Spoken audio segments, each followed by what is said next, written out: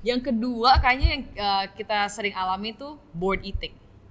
Baik orang lagi nonton itu sambil makan. Iya. Kayak nonton bioskop berarti sambil makan popcorn itu juga bored eating ya masuknya, atau leisure eating. Leisure eating. Leisure gitu. eating kali ya, Leisure leisure eating, sih. bored eating. Untuk menemani doing, iya kan? Doing something. Doing something. Lagi kerja like apa? Dokter Angie bilang tuh bikin paper apa baca-baca macam-macam pasti kan stres, habis itu bosan nggak ngapa-ngapain pasti cari cemilan, cari makanan gitu. Berarti ini correlation tuh korelasinya ada satu sama lain. Ada ya? Kayak bored sebenarnya. eating sama stress eating. Tapi kalau lagi nggak stres tapi kita masih snacking itu masuknya bored eating. Bored gitu eating. ya? Benar, bored eating. Oh, oke. jadi bosen gitu. Like what should we do? Misalnya kalau lagi apa ya, lagi gabut ya, Iya, nggak ada kerjaan. nggak ada kerjaan. Kan baik banget kita Banyak. tuh makan apa, tahu kita scroll ke apa food app kita lah, mau beli ini mau beli itu karena kita bosen. Iya. lihat sosial media ada isinya Makanan semua. Kita nggak ngapa-ngapain, nggak ada kerjaan, jadi Bener. pengennya makan gitu. Jadi akhirnya Iya. buka aplikasi terus order gitu kan.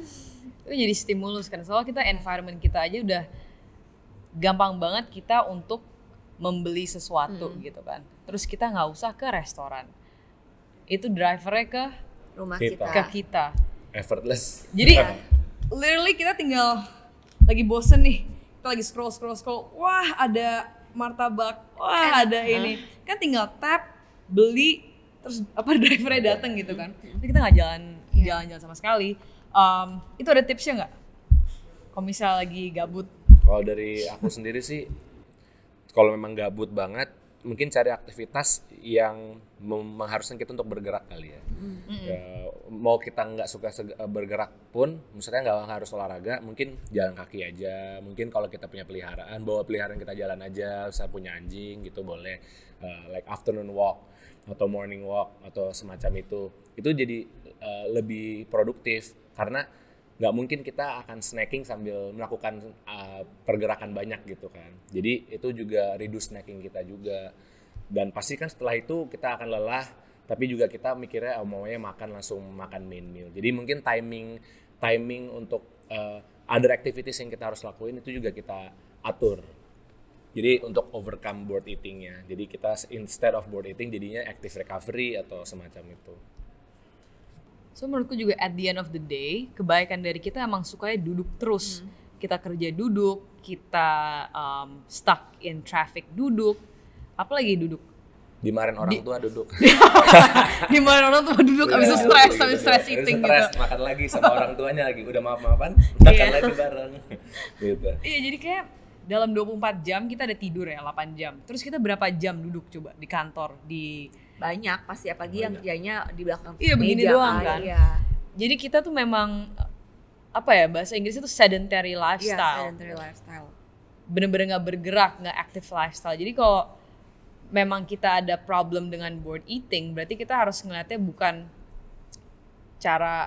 ada cara mengatasinya kalau kita lagi bored, tapi juga ada gimana caranya supaya kita gak bosen juga, kita gak gabut, kita gak selalu duduk sehari-hari gitu kan.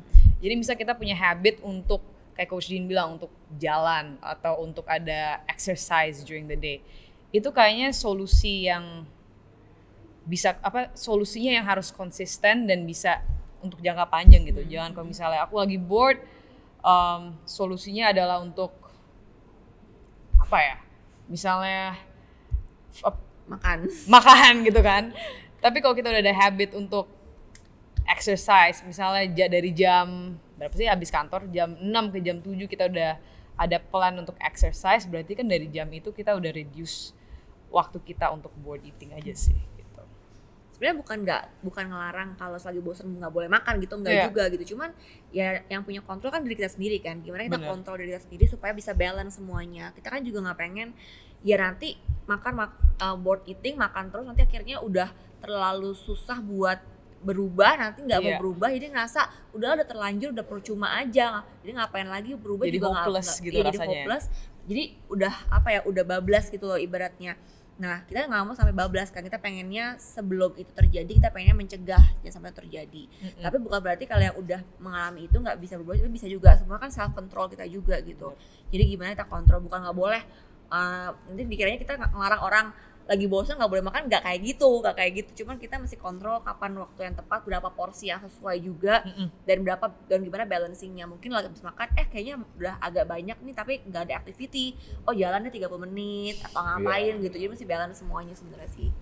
Benar, kuncinya di balance itu ya berarti. Balance dan mindfulness.